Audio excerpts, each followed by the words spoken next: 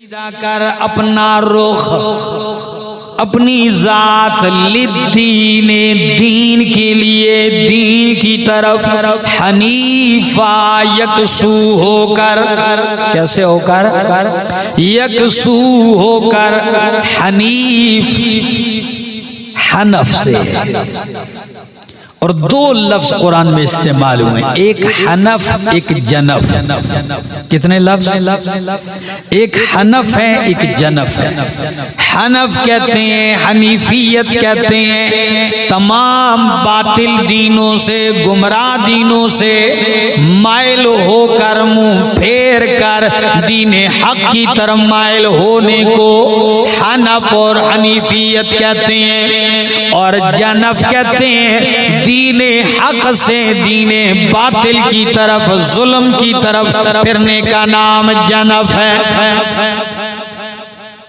غلطی کی طرف میلان کو جنف کہتے ہیں فمن خاف من موس جنفا اللہ اکبر تو جنب باطل کی طرف غلطی کی طرف میلان کو حق سے اور حنف حنیف باطل اور گمراہی سے کس کی طرف میلان کو دین حق کی طرف تو مانا ہوگا درست کر تابع کر اپنا چہرہ لدین دین کے لیے دین کی طرف حنیفہ یکسو ہو کر تمام باطلوں سے منہ موڑ کر دین حق کی طرف یکسو ہو کر فرمایا فطرت اللہ الزم فطرت اللہ اتبع فطرت اللہ لازم پکڑ اللہ کی فطرت کو کون سی فطرت ہے اللہ کی فرمایا التی فطر الناس علیہا وہ فطرت جس پر اللہ نے لوگوں کو پیدا کیا ہے فطرت اللہ اے دین اللہ کیا معنی ہے دین کو فطرت کیوں کہا اس لیے کہ یہ انسان کی جبلت میں ہے ابتدا میں ہے انسان کی خمیر میں رکھا گیا ہے اور امام کائنات محمد الرسول اللہ صلی اللہ تعالی علیہ وسلم فرماتے ہیں کل مولود یولد علی الفطرت ہر بچہ اسی فطرت پر پیدا ہوتا ہے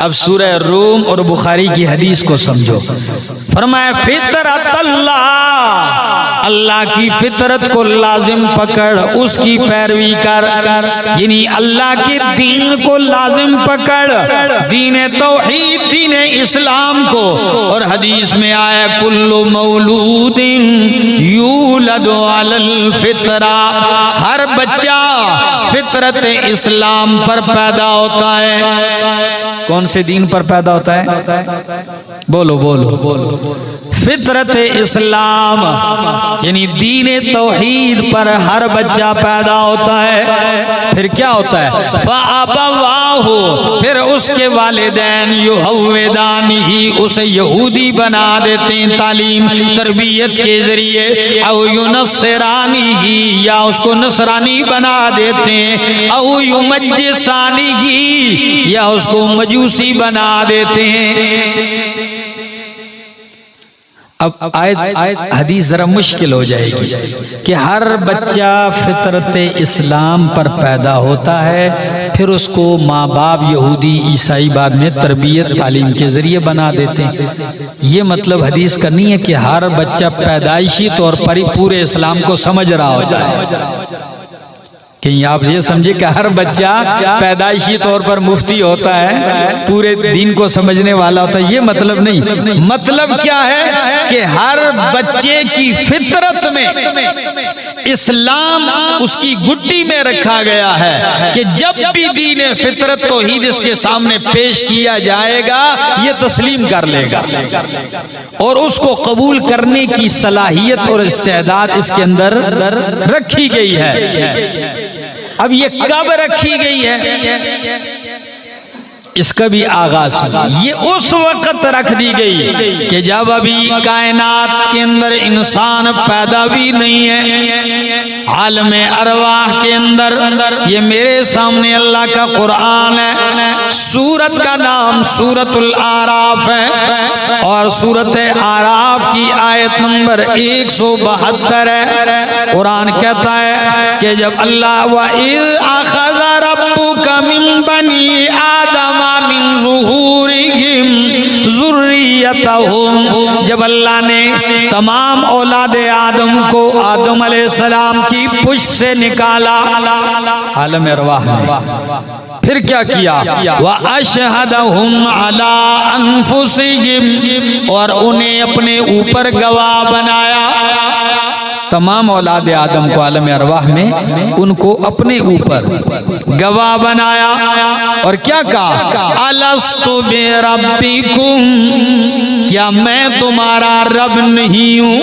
قالوا بلا، سب نے کہا کیوں نہیں، تو ہی ہمارا رب ہے۔ تو ابھی پیدا بھی نہیں ہوا، اس وقت اللہ رب العزت نے الست بربکم ربوبیت کے ذریعے اپنا تعارف کروایا، اقرار کروایا۔ اب جب یہ انسان پیدا ہوا، جسم بنا خاکی اس کا، دنیا میں آیا، تو بتاؤ وہ عہد الست اس کی فطرت میں داخل ہو گیا کہ نہیں ہوا؟ اور یہی وجہ ہے کہ سورۃ یاسین میں قرآن کہتا ہے، اللہ فرماتے ہیں الم اعہد الیکم یا بنی آدم، او آدم کی اولاد، کیا ہم نے تم سے پختہ وعدہ نہیں کیا تھا؟ الم اعہد الیکم یا بنی آدم اللہ تعبدوا الشیطان، کہ شیطان کی بندگی نہ کرو، وَأَنِ اعْبُدُونِی، خاص میری ہی بندگی کرو، ھذا صراط مستقیم، یہی صراط مستقیم ہے۔ تو فطرت اللہ کی تخلیق، اللہ کی فطرت جس پر اللہ نے تمام لوگوں کو پیدا کیا ہے، لا تبدیل لخلق اللہ، جب دین توحید، دین اسلام فطرت ہے تو پھر فطرت تبدیل نہیں ہوتی، اس لیے فرمایا لا تبدیل لخلق اللہ، اللہ کا دین کبھی تبدیل نہیں ہوتا، لا تبدیل لخلق اللہ، اللہ کی تخلیق، اللہ کی خلقت تبدیل نہیں ہوتی، ذالک الدین القیم، یہی مضبوط دین ہے۔ اب ذرا ایک مثال سمجھیے، فطرت میں رکھ دیا، عالم ارواح میں عہد کروا دیا۔ اب آپ کہیں گے عالم ارواح میں اگر ہمیں کوئی وعدہ یاد کروایا، پڑھایا گیا ہے، سمجھایا گیا ہے، تو اب تو ہمیں یاد ہی نہیں ہے۔ تو جو چیز یاد ہی نہ ہو تو کیا فائدہ؟ سوال ذہن میں آتا ہے نا، کس کو یاد ہے آپ میں سے؟ نہیں یاد۔ ہاں ایسے لوگ گزرے ہیں، ایسے لوگ گزرے ہیں جو کہتے تھے کہ ہمیں عالم ارواح کا وہ وعدہ یاد ہے۔ حضرت علی المرتضیٰ انہی میں سے ہیں رضی اللہ تعالیٰ، فرماتے ہیں مجھے یاد ہے۔ اب اس سوال کا جواب، ہم طالب علمی سے پہلا درجہ، دوسرا درجہ، پانچواں چھٹا پڑھتے پڑھتے 8 درجے پڑھتے ہیں، ہزاروں احادیث، فقہ کے مسائل، صرف، نحو، ساری کتابیں پڑھ لیتے ہیں۔ تو فارغ ہونے کے بعد اور حدیث سے کیا وہ ہمیں سارا کچھ یاد رہتا ہے؟ پیچھے جو پڑھا ہوتا ہے یاد نہیں رہتا، لیکن اگر کتاب کھلے اور اس کی دوہرائی ہو تو یاد آ جاتا ہے اور سمجھنے میں مشکل، کیونکہ پڑھا ہوا ہے۔ تو عالم ارواح نے الست بربکم، جب اللہ نے اپنی توحید کا وعدہ لیا، عہد لیا اور اقرار کروایا، تو اس کی گٹی میں پڑ گیا، یہ اقرار کر گیا، گواہ ہو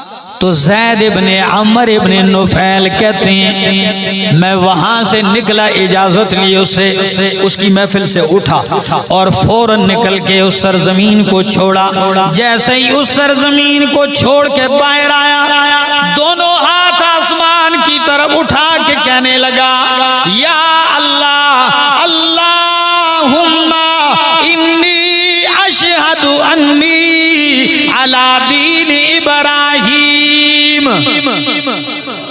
باہر نکلا اور میں نے کیا کہا کہ اللہ میں گواہی دیتا ہوں کہ میں دین ابراہیم پر ہوں۔ کس دین پر ہوں؟ دین ابراہیم پر ہوں۔ اب دیکھیے کسی پیغمبر نے اس کو دعوت دی نہیں، لیکن اس کی فطرت میں تھا کہ یہ شرک ہے۔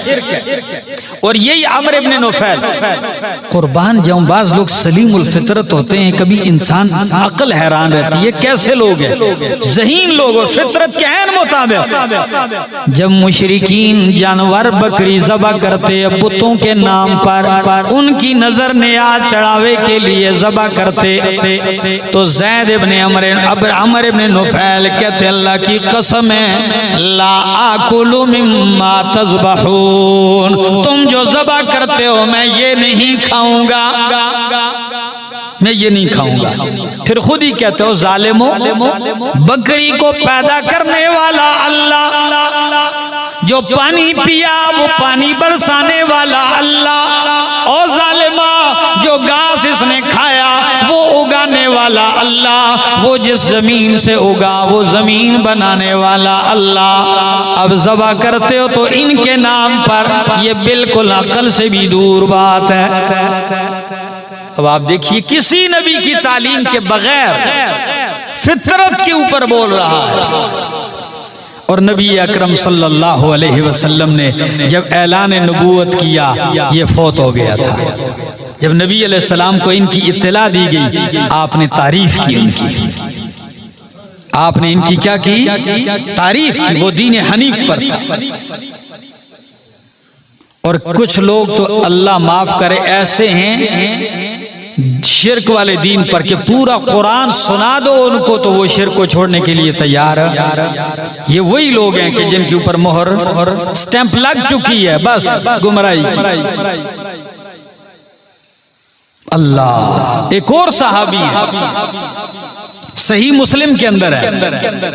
رات کو مطالعہ کے دوران جب میں یہ چیزیں دیکھ رہا تھا تو صحیح مسلم کی یہ حدیث میرے سامنے آئی۔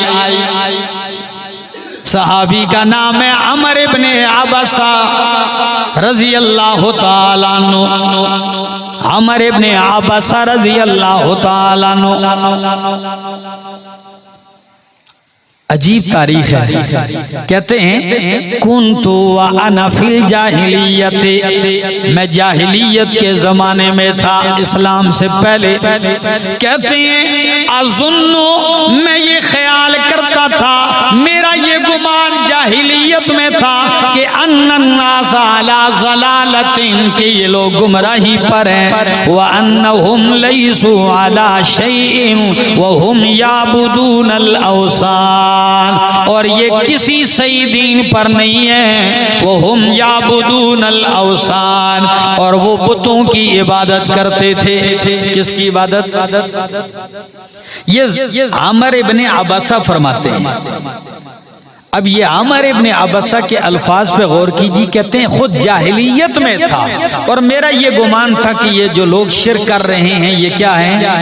گمراہی پر ہیں، یہ گمراہی پر ہیں، اور میرا یہ خیال تھا کہ یہ کسی سچے دین پر نہیں ہے۔ کیوں؟ وَهُمْ يَعْبُدُونَ الْأَوْثَانَ۔ ہری پور والوں آپ کو دو لفظ ملیں گے، ایک وثن ہے، ایک صنم ہے۔ اصنام جمع صنم کی، بت، اور وثن اوثان اس کی جمع ہے، اس میں فرق ہے۔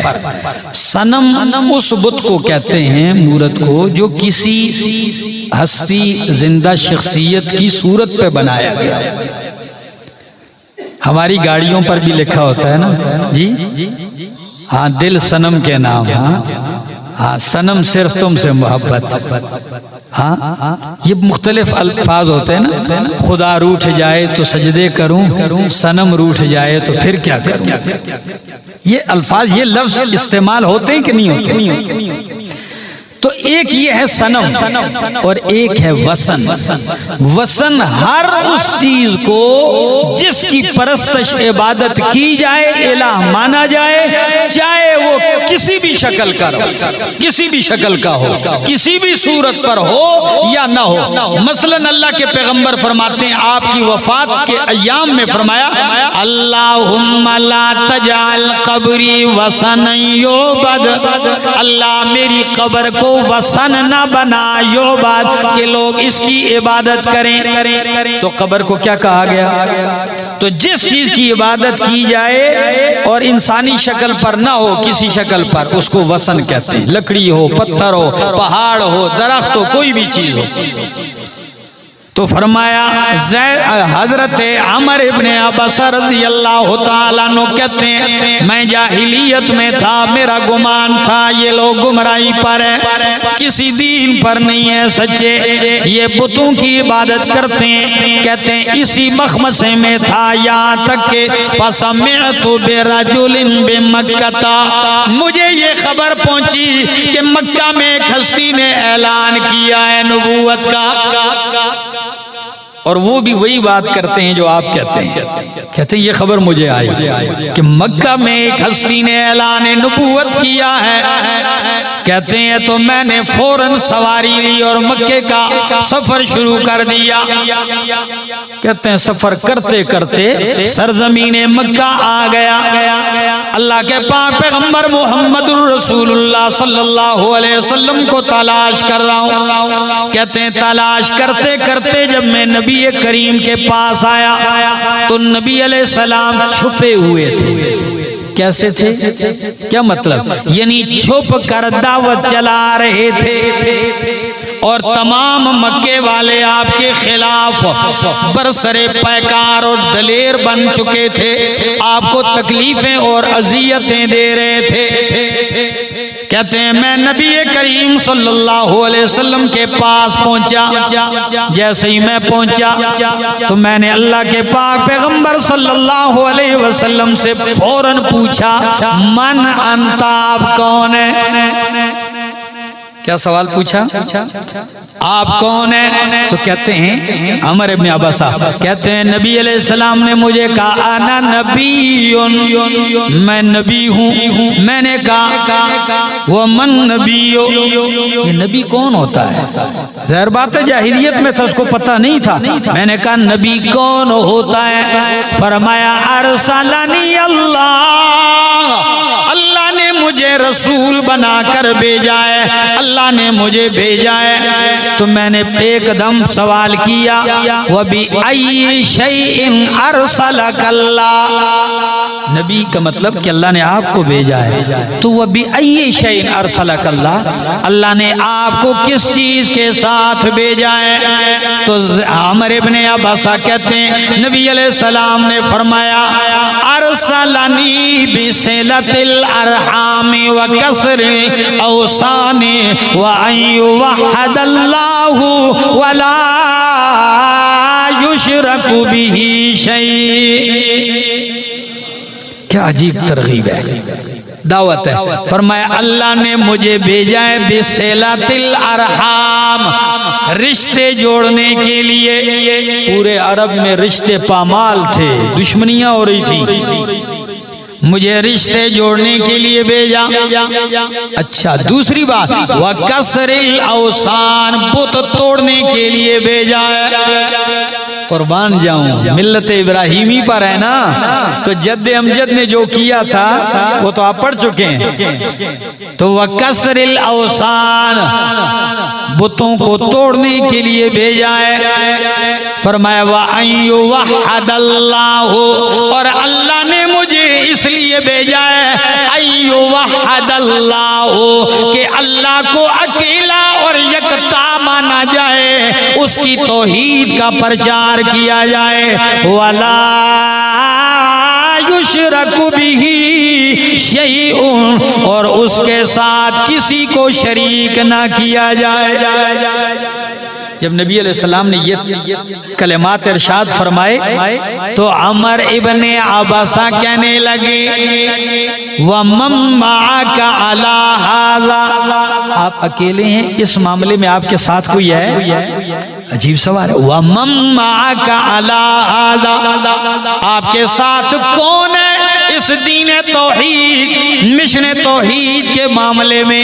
نبی علیہ السلام نے فرمایا حر و عبد، حر و عبد، ایک آزاد ہے اور ایک غلام ہے، ایک آزاد ہے اور ایک، راوی کہتے ہیں آزاد ابو بکر صدیق تھے اور غلام بلال حبشی تھے رضی اللہ تعالی عنہ۔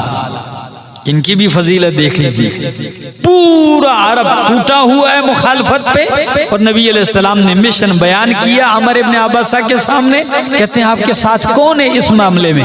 فرمایا ایک آزاد ہے اور ایک غلام ہے۔ لگتا ہے بالکل ابتدائی دن تھے یہ اسلام کے، بالکل ابتدائی دن۔ فرمایا ایک آزاد ہے اور ایک غلام ہے، قربان جاؤں ابو بکر صدیق تیری شان پر، آپ خود بھی ماننے والے تھے، آپ خود آزاد، آپ پہلے، اور غلام بھی بلال آپ ہی کا خرید کر آزاد کیا ہوا ہے۔ بلال کون ہے؟ وہ بھی تو آپ کے خریدے ہوئے اور آزاد کیے ہوئے۔ آپ کو صحابہ میں حضرت صدیق اکبر کی شان بتاؤں، ہری پور والوں، یہ میرے پیغمبر کا وہ ساتھی ہے، وہ رفیق ہے۔ اللہ اکبر، کہ اللہ کے پاک پیغمبر صلی اللہ علیہ وسلم فرمانے لگے جنت کے 8 دروازے ہیں اور ہر دروازے کے اوپر نام لکھا ہے، روزے داروں کو ایک دروازے سے، حج والوں کو ایک دروازے سے پکارا جائے گا، زکوٰۃ جہاد والے دروازے سے انہی کے اہلوں کو پکارا جائے گا۔ تو ابو بکر صدیق نے پوچھا یا رسول اللہ، ایسا بھی کوئی خوش نصیب ہے کہ جس کو جنت کے 8 دروازوں سے پکارا جائے گا؟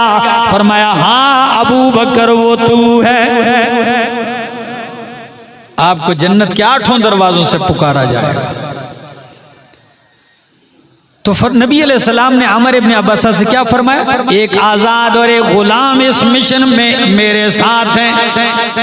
تو عمر ابن عباسہ کہنے لگے انا متبعک، میں بھی آپ کا تابعدار ہوں۔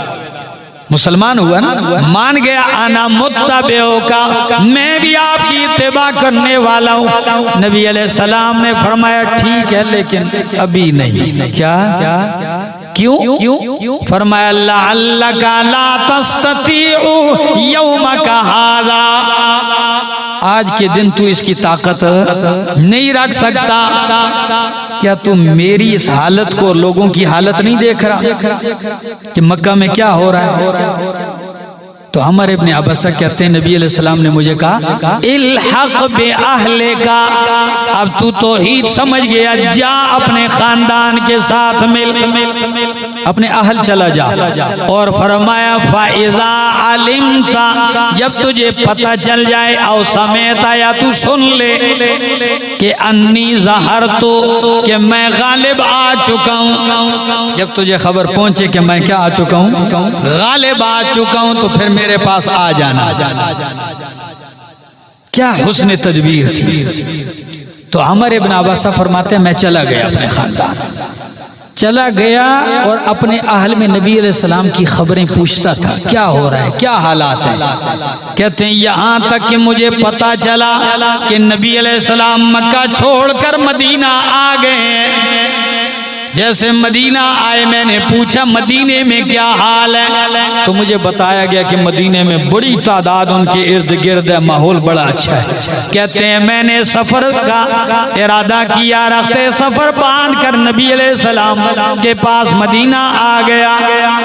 کہتے ہیں جیسے ہی میں مدینہ منورہ آیا، نبی علیہ السلام تشریف فرما تھے، میں ملا اور میں نے بغیر کسی بات کیے میں نے کہا اتعرفنی، کیا مجھے جانتے ہیں، پہچانتے ہیں؟ نبی علیہ السلام نے فرمایا تو وہی ہے نا جو مجھے مکہ میں ملا تھا شروع میں۔ مجھے پہچان لیا نبی علیہ السلام نے. 13 سال گزرے تھے. 13 سال پہلے ایک ملاقات, اس کے بعد نہیں آئے.